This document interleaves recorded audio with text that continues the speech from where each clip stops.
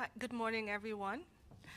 I am Sharita Granum, Project Officer in the Prime Minister's Office, and today it is my distinct pleasure to welcome and thank you all for joining us for this morning's press briefing. Today you will hear some exciting updates on the Reclaiming Our Atlantic Destiny project, otherwise known as the Road Project, and the plans for the Newton Enslaved Burial Ground Memorial. So today we will be addressed by Prime Minister the Honorable Mia Moore-Motley, Dr. Kevin Farmer, Deputy Director of the Barbados Museum and Historical Society, Sir David Ajay, world-renowned Ghanaian-British architect of Smithsonian National Museum of African American History and Culture fame, Dr. Maxwell Anderson, American art historian, author, and president of the Souls Grown Deep Foundation, representing the Isayo LMI Consortium, and Ms. Ingrid Thompson, Chief Archivist at the Barbados Archives Department. Now, I also wish to acknowledge Minister in the Prime Minister's Office, Division of Culture, the Honorable John King, Ambassador David Comachong, Lady Ashley Ajay, and the representatives of Ajay Associates, Pascal Sablan, Marissa Glauberman, Louisa Alves, Joe Mancina, representatives of the Isayo LMI Consortium, LMI Chairman, President, and CEO, Mr. Lawrence Schindel, CEO of Isayo, Mr. Raymond St. Martin, and Isayo Advisor, Intellectual Property and Entertainment Attorney, Mr. Odu McCory. Permanent Secretary in the Prime Minister's Office, Division of Culture, Mr. J. Hugh Wiltshire, CEO of the National Cultural Foundation, Ms. Carol Roberts-Reefer, Special Advisor to the Prime Minister, Mr. Jonathan Reed, Director of the Barbados Museum and Historical Society, Ms. Alexandra Cummings, Chairman of our Road Advisory Committee, Mr. Douglas Luke, other members of the Road Advisory Committee, members of the media, ladies and gentlemen. That was a mouthful. And now, all protocols having been established, I think we can get on the road, all pun intended. So at this time, I wish to invite Prime Minister, the Honorable Mia Moore-Motley, to open the remarks and lay the context for us this morning. Prime Minister? Thank you very much, Sharita. Distinguished guests all, my task is an easy task this morning. I'm here to lend both my voice and my office to what I believe to be one of the most significant projects that this country will ever undertake since independence. This week, we have completed the process as we all continue to be brimming with pride. But that will only mean something if we can literally follow through with credible and tangible projects across a range of social and economic endeavors.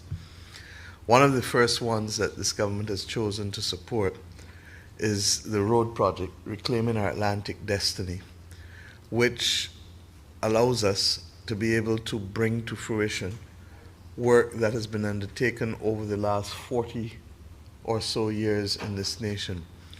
The Barbados Museum and Historical Society is here, and they can tell us about the significant archaeological and other scholarly work that has been associated with the Newton Burial Ground, which has been the repository, the home, the place, the cradle, the burial site of 570 slaves who just represent a oomph of what happened in this nation. One of the interesting things is that this project has allowed us to develop international relationships that will position Barbados rightfully as that place from which the world can appreciate and understand what transpired for centuries in what is still, in my view, the worst crime against humanity by far, because of the length of time that it endured and the extent to which we are still fighting the intangible consequences of it. At the same time, we are conscious that separate from the significant work that has been done on that burial site, that we are also the owner of the second largest volume of transatlantic slave records in the world. Or I could put it another way, outside of the United Kingdom, Barbados has the largest transatlantic slave records.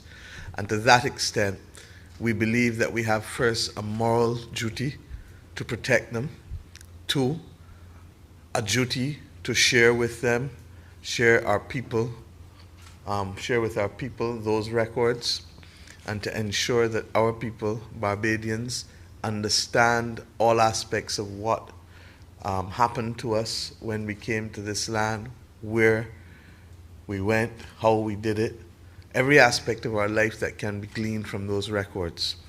And then, of course, thirdly, that we haven't been the victims in many instances of what transpired in those records. We must now be able to reap a bounty from those records by creating a heritage economy and a heritage district. This morning, therefore, is the culmination of much work that has been done over the course of much of the last year. And I want to thank all of the persons in the Ministry of Culture. I want to thank, in particular, Sharita Granum, who is anchoring this, Jonathan Reed, who has been driving it from my office, and the Barbados Museum and Historical Society, Kevin Farmer, Alessandra Cummins, and of course, as I said, in my office, John King, who has been anchoring and chairing the meetings for me when I can't be there, and Permanent Secretary Jehu Wilshire, and the advisory committee chaired by Doug Luke that has been put together to be able to assist in this.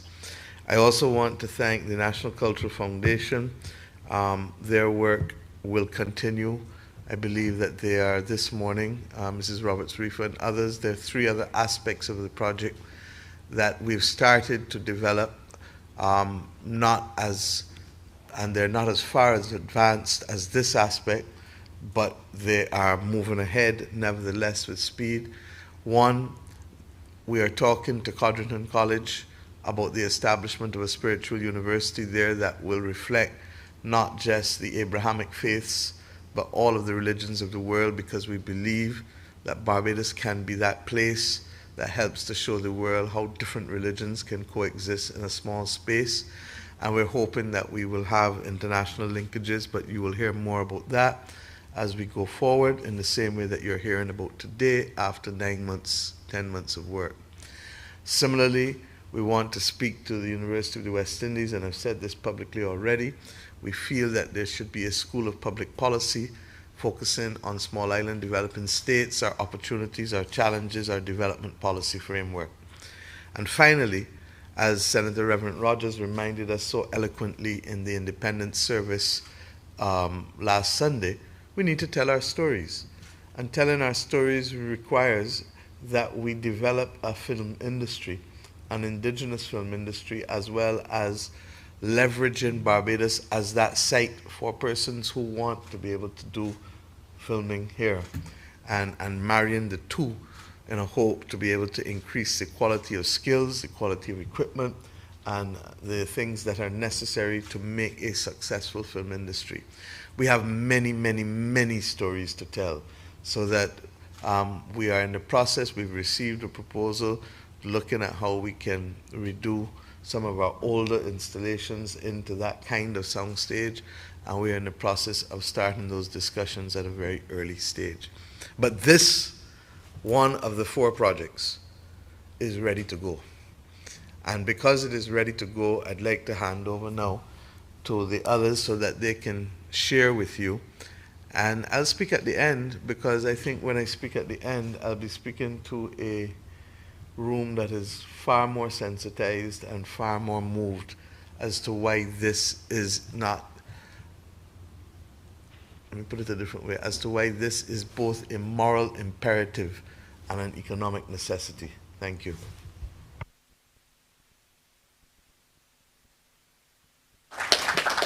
Thank you so much, Prime Minister.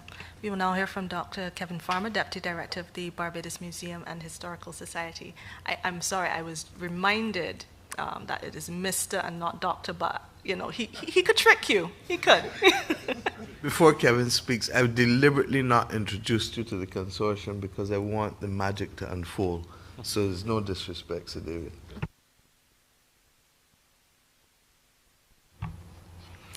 Good morning. Thank you, Sharita. Thank you, Prime Minister. All protocols having been established. My task is a simple one, to remind us of what is the significance of the enslaved burial ground at Newton.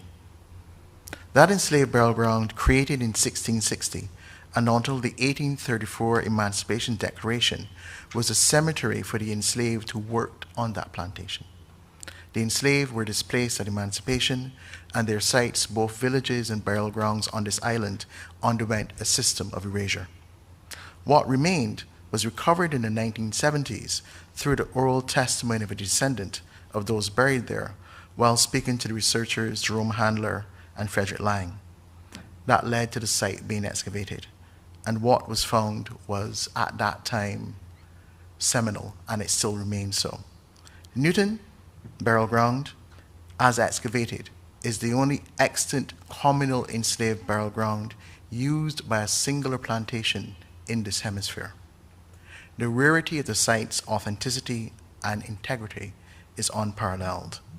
Its significance resides in how it memorializes us, our ancestors in and outside of our island, wherever they are in the diaspora. It allows us a space to pay homage to our ancestors, to acknowledge their sacrifice as part of an indigenous system of forced migration that changed the world, and their enduring legacy for future generations is of critical importance to the continued construction of national identity in this age of republic. The journey here has been assisted by many, many people over the last 40 years. The list is long, but I promise you I will keep mine short. To Mr. Ward and the Ward family for donating the burial ground to the museum in the 1990s. To Sir Trevor Carmichael as president for securing this legacy and ensuring the BMHS would be careful stewards of the property for not only our people, but for the world. Mr. Lombe Montley, as a former council member who recognized the importance and value of the site and helped secure the gift for future generations. The museum's original committee, chaired by Sir Woodville Marshall, who started the process of planning and researching for the development of, at that time, a slavery museum, and the current Enslaved Newton Burial Ground Committee, chaired by Dr. Tara Innes, for continuing the planning and development process for Newton, its associated Museum of Enslavement, and for keeping the faith by working to ensure inclusiveness, education, and community accessibility, which remain at the heart of this project. Finally, to Ms. Alexandra Cummins as director, who was both the bridge to both committees, but also for securing earlier funding through UNESCO for the research and initial conceptualization for the museum, and ensuring that the site was in fact listed on UNESCO's slave route signage process. We thank them for their tireless work and look forward to this bright future as we embark on the road to envisioning a new heritage economy with the collaboration of the PMO Division of Culture, the Archives Department, Ajay and Associates, the Consortium, ISAIO and LMI, and the vision of the Prime Minister in centering our aspirational story from what is a global site of memory, of significance, and of conscience. Thank you.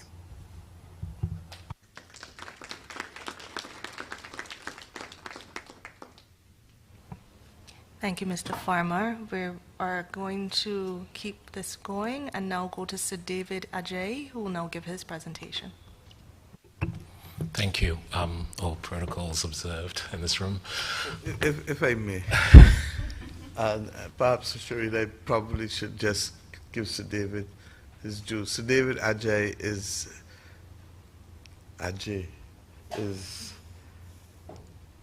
a world-renowned architect.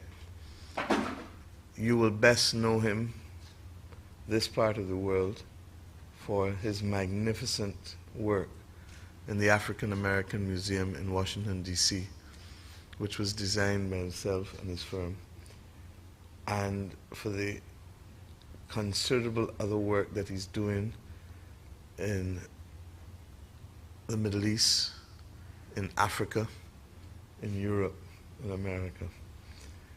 That Sir David is here in Barbados is meant to be, because his wife, Ashley, and if she may stand, is a Barbadian descendant of the Nichols and Story clan.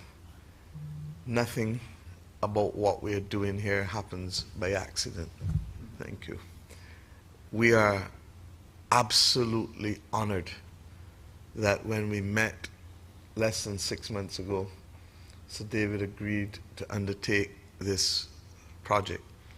And it is with that I hand over to you, Sir David, with the greatest humility, that you have agreed to help us tell our story and to let the world know what transpired here.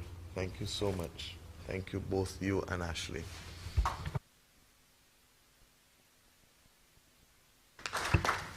Prime Minister, I'm deeply humbled by your words. We are deeply honored to have been welcomed, to been given the hospitality that you've given us in Barbados. We already feel very much that this is home. So I hope that we can say that. This project is really at the heart of why I was inspired to become an architect, that stories and structures and monuments that really define our worlds, which have been devoid of stories of people, of the diaspora, of Africa, need in the 21st century to emerge. We need to emerge. And memorials are a profound way of creating a moral compass for future generations to understand who they are. As human beings, we are ritual creatures. We think we're not, but we are ritual creatures, and we need sites to celebrate and commemorate our rituals as human beings. And there is a history throughout the beginnings of humankind, through the cradle of humanity in the Rift Valley, right across the great civilizations of West Africa and the great civilizations of East Africa and the Mediterranean, that speak to this deep need to acknowledge who you are and who you want to say you were to future generations and to the generations that are here. So this project for me really was about honoring the extraordinary moment that has happened, that this site was not plowed, didn't become agricultural because of a phenomena of geography and geology, that this site stayed as a burial ground. And it's a gift to us, and one that I'm so proud that Barbados has been a steward of, looking after this, and now will use this to honor the ancestors that were buried there. There are 570 ancestors that are buried there, and that is the starting point of the project. The project visualizes these ancestors as totems that are no longer invisible, but totems that will become visible. Totems that are connected to the cosmos, because we all come from this soup of a universe that we live in. There are discs of light. If you look at our histories, our ancestors always understood that we connect to the cosmos and we belong to the land. And this monument is about honoring that. The totems connect us to the cosmos and connect us to our desires and futures. And the circle is made from the land. And we searched for the land that connects to the motherland, and Barbados has it in a place that you call Scotland, this beautiful place, this extraordinary laterite red iron oxide earth, which is all over the sort of beginnings, the cradle of where our humankind has created civilizations and came from. So this earth, we hope, will be used to create a circle of commemoration and a place of ritual that will honor these ancestors, but also become, we believe and hope, a place that the connections to all the different parts of the world that Barbados has, and the archive and lays testimony to that, will also find this space as a space to remember and to ritualize and to create as a time capsule to the ambitions of this new republic and its future. So I could explain more, but I think that we have an amazing video that really tries to capture that. And so let's play that, and then we can move from there.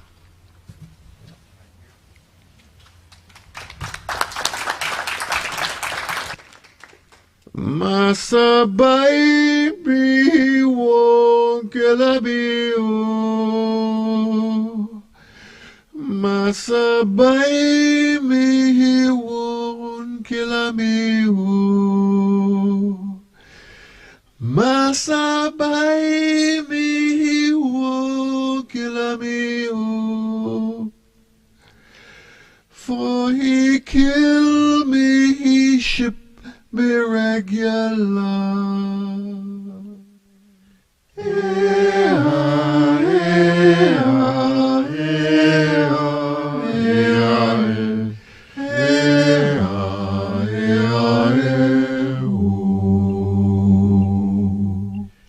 Oh, I live with a bad man, oh Lord. Oh, I live with a bad man, oh Badaboo. Oh, I live with a bad man, oh Lord. For I go to the riverside regular.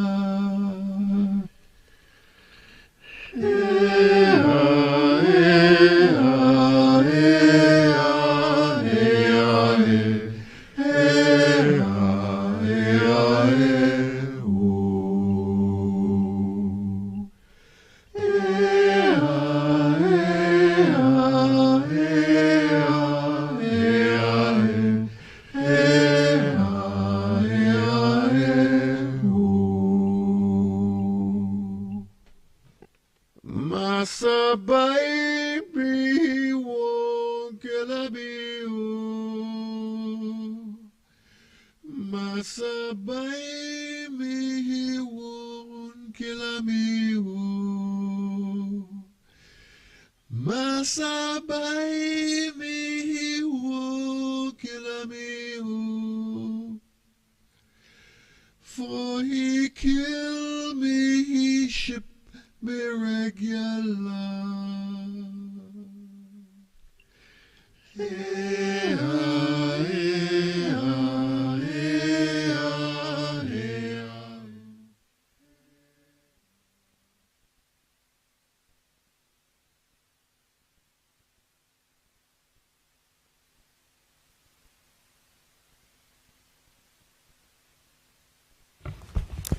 David, I think you need to speak. I think that all of us, and certainly the first time I watched that, the extent to which it moved me, I hope that you had that experience. Now, this is just the memorial, but I think, David, you can contextualize the other things that you're looking to put there, or Max will do that as well. Exactly. Thank you. I'll hand over to Max, who will actually talk about all the other things that will support the memorial. Thank you, Sir David, for that inspired vision. I think we can all agree that that is absolutely world class.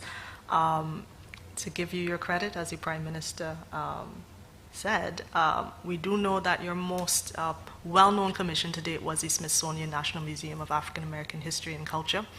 Your portfolio also includes the Edo Museum of West African Art in Benin City, Nigeria, the Africa Institute in Sharjah, UAE, the Thabo Mbeki Presidential Library in Johannesburg, South Africa, and the UK Holocaust Memorial and Learning Centre situated in London next to the Houses of Parliament. And Barbados can certainly take great pride in the fact that the memorial situated at the Newton Enslaved Burial Ground will join such esteemed company. So thank you again for that. We will now go to Dr. Maxwell Anderson of the Isayo LMI Consortium to give us some additional context, because as the Prime Minister alluded, this is one part of a much larger vision for this project. Thank you, Charita, and Prime Minister, thank you also for encouraging this morning's extraordinary presentation by Sir David, which I think leaves all of us wondering what could possibly be more than that. And I also have to observe that he, because he's in such great demand internationally, will be taking his leave very shortly to a flight to his next assignment. So it's such a pleasure to be with you, David. Thank you so much for your work. As members of the Road Consortium, LMI Group International, through its chairman and CEO, Mr. Lawrence M. Schindel, and I are very excited to be working both with Ajay Associates and with our colleagues here in Barbados to assist in the digitization, the forensic analysis, and public presentation of the invaluable heritage of Barbados. The design of the memorial, which we've just seen, so moving, so much a call to the possibilities of architecture and design in calling forth the stories of the ancestors, is the first phase of what's envisaged to be a cultural heritage district, and one of many manifestations of the Road Project, as the Prime Minister said. This initiative includes a conceptual Barbados district to have a state-of-the-art facility housing a museum, also to be designed by Ajay Associates, and research institute dedicated to telling the story of the global impact of the transatlantic slave trade and forced migration. The facility would include public displays of original manuscripts, ledgers, photographs, and other materials, along with a large, climate-controlled, open storage section, major event spaces, and the amenities typical of comparable leading cultural institutions worldwide. Beyond its walls are imagined outdoor performance spaces that would highlight both historical and contemporary cultural offerings, from music to dance, digital projection, as the Prime Minister said, film, and other art forms. And together, all of these initiatives would lead to economic development, the creation of expansive job opportunities for Barbadians in sectors ranging from cultural tourism to hospitality to technological innovation.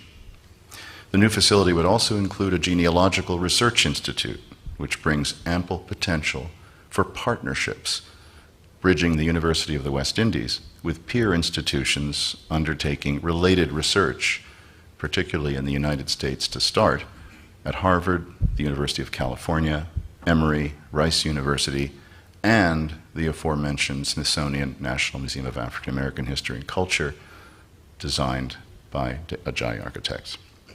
Our colleagues in the consortium are here also from the pioneering technological enterprise, ESIO, represented by its CEO, Raymond St. Martin. Raymond, would you stand? And with his colleague, Aidu Maikori, Esquire. Aidu?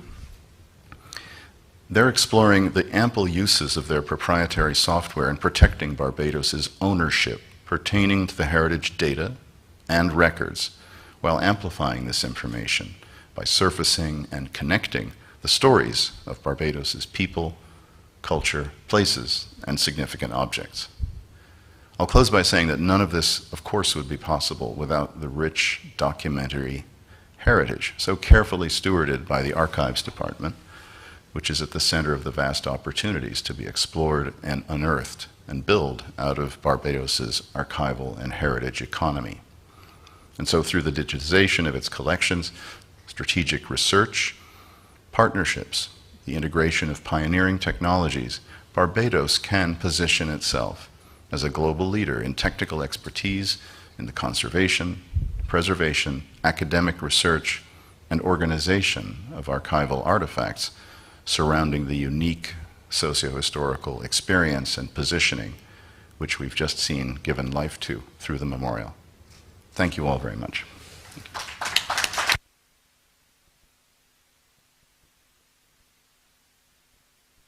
Thank you so much, Dr. Anderson. We will now welcome remarks from Ms. Ingrid Thompson, Chief Archivist of the Barbados Archives Department. Thank you, Sharita. Good morning, ladies and gentlemen. The Barbados Archives Department is home to an enormous and impressive collection of historical documents and records which provide information about many, if not the vast majority, of the places, people, and institutions of Barbados.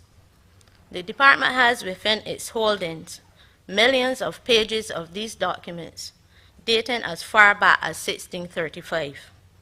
At the archives, we possess the second largest collection of records within this hemisphere on the British transatlantic slavery period. Through these records, we are able to give a clear and accurate historical account of those who came before us, providing a connection for current and future generations to Barbados' history and the lessons of the past. These records and stories to be told from them form the basis of the several projects which you have been hearing of today. These stories bear so much relevance not only to Barbadians at home and throughout the diaspora, but to so many millions throughout the global community with whom we have so many connections and shared experiences as a result of the many migrations, both forced or voluntary, throughout the world and throughout history.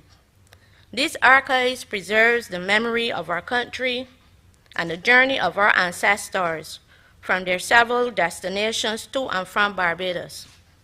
We will digitize these invaluable national assets in an effort to ensure we are able to properly protect nearly 400 years of Barbados' documented history.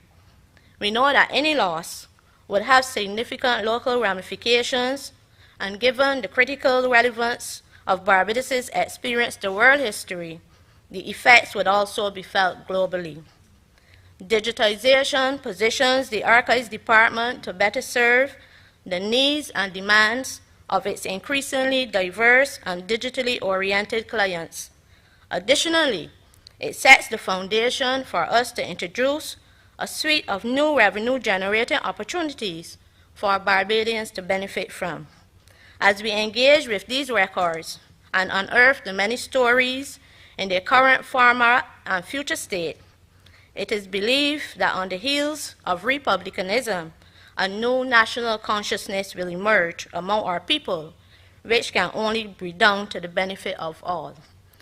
Before I finish, it would be remiss of me not to thank Minister John King, who from the time he took up the role as the Minister of Culture in 2018 have been relentless in his effort, along with my permanent secretary, Mr. J. Hugh Wilshire, in trying to find avenues to use these archival documents for the benefit of Barbadians in our country. Minister, I thank you.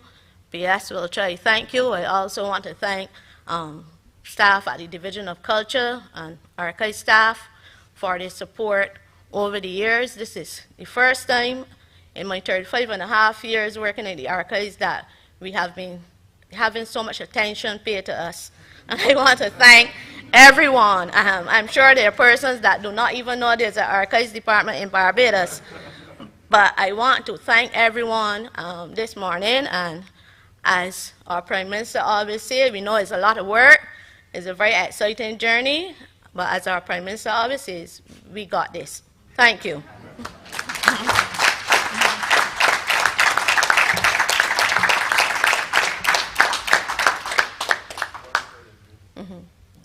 Well said, Ingrid. And thank you for the hard work. 35.5 years. Wow. I think that deserves another round of applause.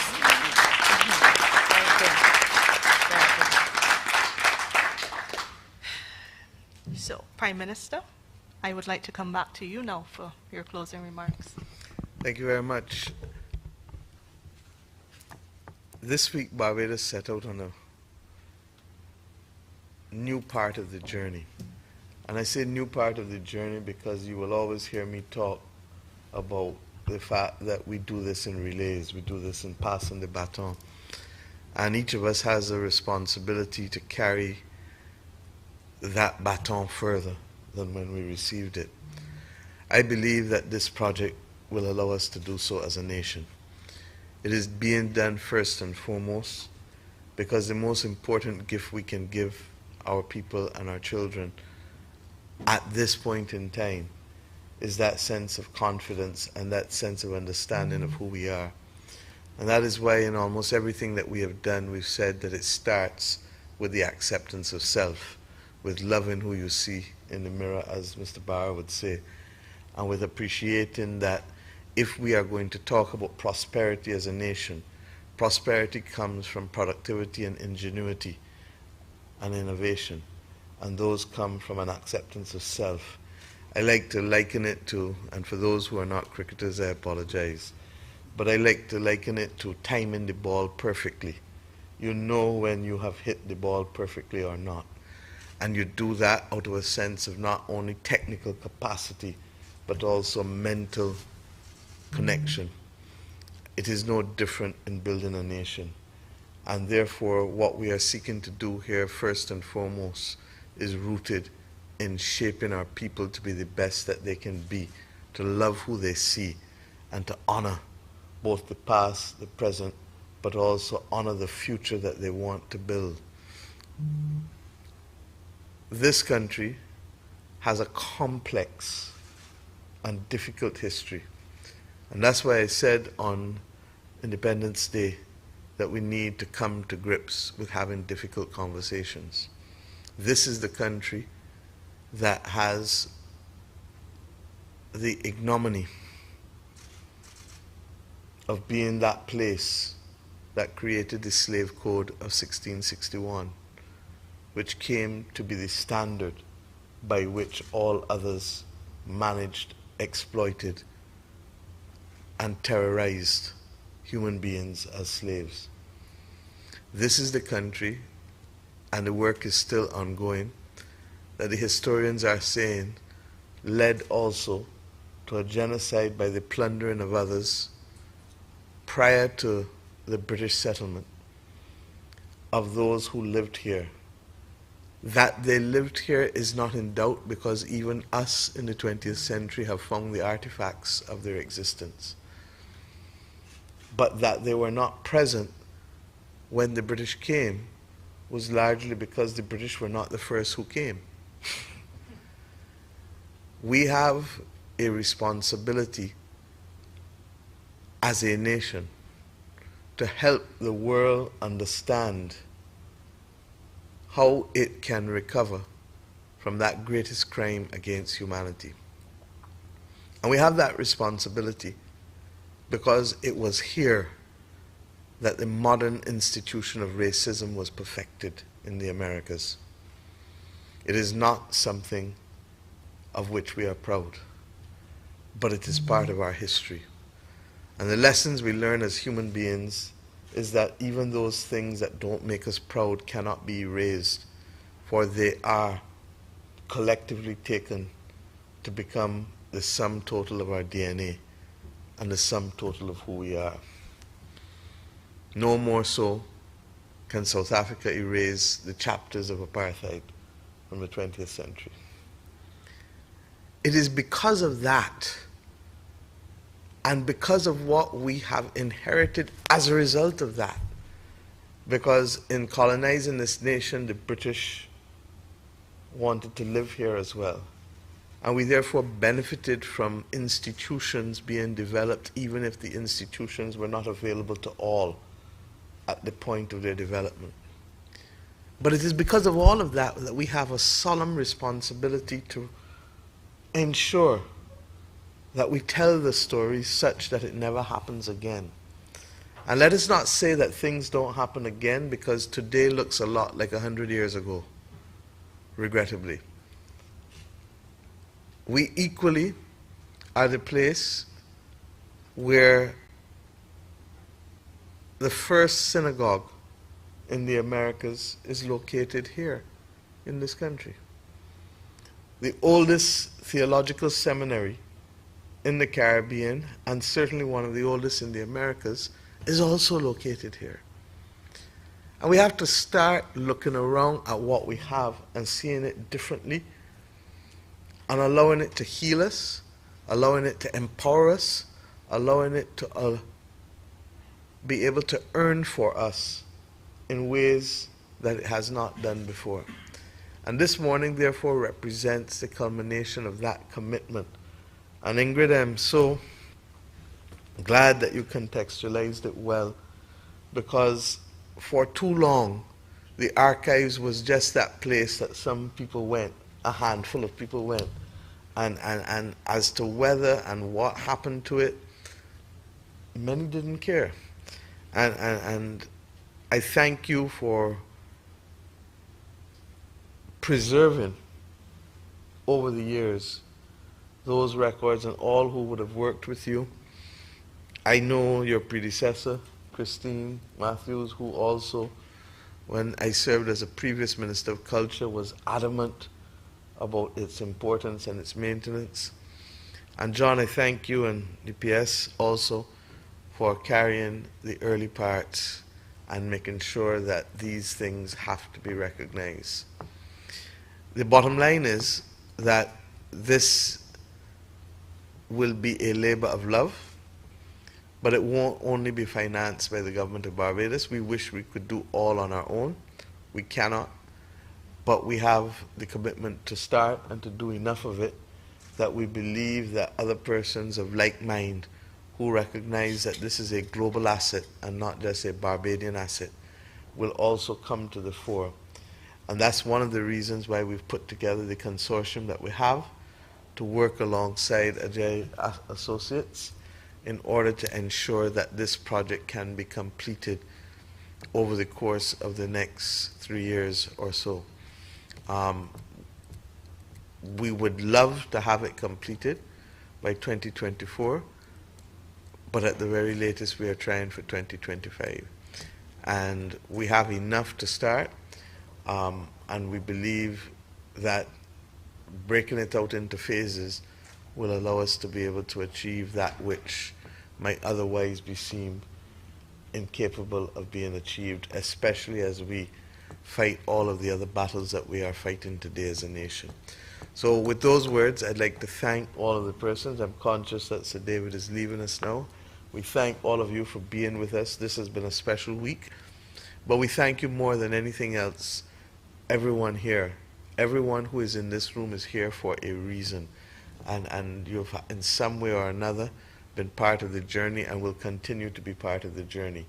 I believe that there will be a global press release this afternoon, given the importance of what this project is in Barbados, is about Barbados, but it is for the world. And once we understand that, then we begin to understand why we are attaching this level of importance to it. I thank all who have been here, and Sharita, back to you. Thank you.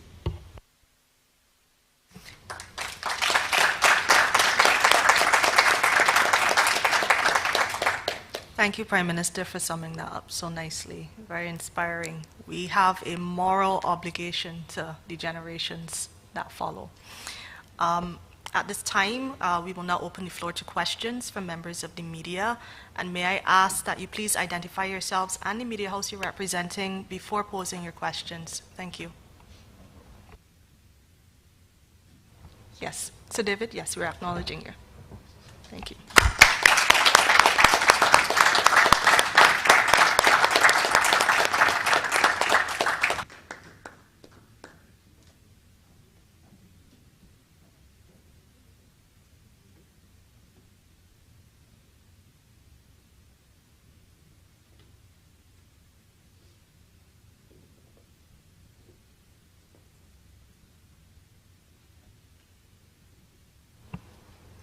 Any questions from any of the members of the media present? I know it was a very thorough presentation by Sir David, Dr. Anderson, Mr. Farmer, and Ms. Thompson. Should we assume that everything was very clear and self-explanatory then? It's always a good sign.